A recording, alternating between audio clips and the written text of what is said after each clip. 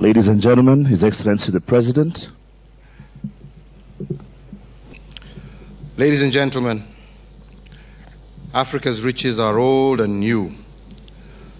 The resilience and diligence of our people are ancient, but yet we remain full of energy, ambition, and encouraged by the invention and innovation of our youth.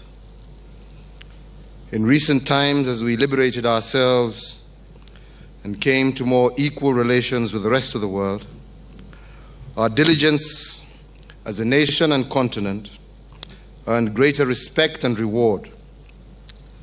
Some of the fastest growing economies in the world are now to be found on the African continent, as are some of the most innovative, enterprising firms whose origins span the globe.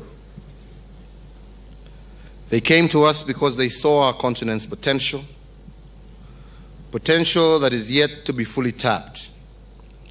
New partners have joined old friends in this turn to Africa. This indeed is a development that we all welcome. None of us can escape the fact that today we live in an interdependent world. None of us should want to escape that reality. In commerce and in the interaction of diverse peoples, we bring to bear new ideas and practices that will help us change the world. This is why it indeed is my pleasure to co-host with President Obama of the United States of America the Global Entrepreneurship Summit that will be held in Nairobi this coming weekend. Since its inauguration in the US 5 years ago, the Global Entrepreneurship Summit has grown into a truly global gathering of entrepreneurs, industrialists, government leaders, as well as our young people. It connects men and women of imagination and enterprise to their peers around the world, and it exposes all of us to new opportunities while teaching us new answers to problems of wide concern. In its respect for diversity, entrepreneurship, and inclusion, it is a model for richer relationships between, but also within nations. This is the very first time the summit has come to sub-Saharan Africa, and I strongly believe in its choice of Kenya. The GES acknowledges the progress and potential of our nation and its leadership on the continent. It also acknowledges our entrepreneurial spirit, our robust small and medium enterprises, as well as our entrepreneurial class, which today counts many of our young people and previously marginalized groups amongst its members. Kenya's reputation also for innovation and enterprise is also fully deserved. It is our habit to take risks in the hope of bettering ourselves as well as our country. This is what has led many of our young men and women to go to the United States even before our own independence. The same spirit inspired young Kenyans who crafted the Ushahidi app. It also inspired Kennedy Odede, founder of Shofco and winner of the Forbes Top 30 Under 30 prize. And it is the very same resolve which drove people like Dr. Simon Gisharu, founder of Mount Kenya University, and Ernst & Young's Entrepreneur of the Year in 2014.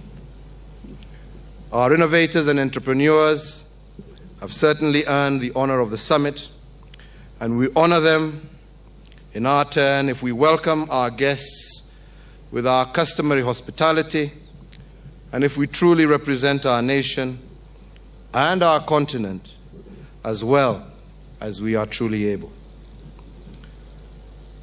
This is our event, all of us.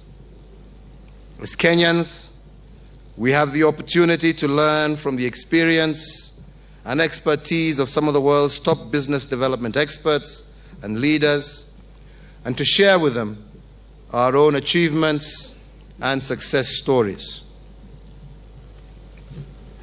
As entrepreneurs, we will have the chance to meet them in sessions, to pitch our ideas and to grow the scale and impact of our enterprises. Investors will find opportunities for decent returns in some of the world's most cutting-edge, innovative, and responsive solutions to be shared at this summit. To welcome our guests and friends with the hospitality that they deserve, we have had to plan most carefully.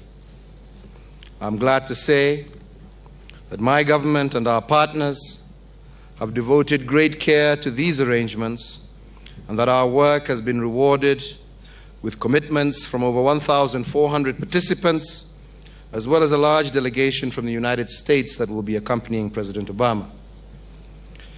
It is an inspiration to note that out of the 1,400 delegates that will be participating, a fifth of them will be Kenyans and half will be African. In the days before the summit, we will host a number of events so that our friends and visitors can prepare themselves for the main day.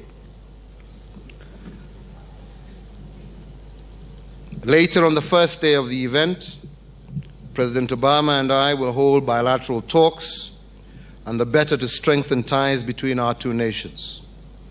I scarcely need to mention that our friendship with the United States of America dates back to the days before independence, and that friendship and partnership has remained strong into the present. The States is now the second most important trading partner, and indeed our exports to the US hit 30 billion shillings last year. Our textiles find a ready market in that country, and our natural heritage brings many American visitors each year. Of course, with this said, there remains scope for better, more diversified trade and investment in energy, in technology, as well as manufacturing. I am sure that this diversification will be one of the items for the summit's agenda. Certainly, we look forward to what is to come, to partnerships, to shared prosperity, and indeed to a new era of innovation and possibility. That is not to say that we do not have challenges of our own. There are those amongst us who still hope to pervert public enterprise for private ends. My administration has led the war against them, and indeed, their corrupt schemes will ultimately fail. Our country has also endured the attacks of depraved ideological criminals. We have fought them unrelentingly, and they know, as well as we do, that they will lose this battle. We have not always made the best of our natural endowments, but with a new trade, new investment, and new technology, we have begun to produce green and renewable energy on a scale unprecedented in our history. I welcome new interest in this area just as warmly as I welcome our cooperation with the United States in our battles against terrorists and strengthening governance institutions in our country and on our continent. For all that, it is in our values that our two countries are most alike. In our concern for the freedom of the individual and our devotion to the cause of democracy. It is in these aspects of our relationship that will be most refreshed by the summit and by the visit of President Obama.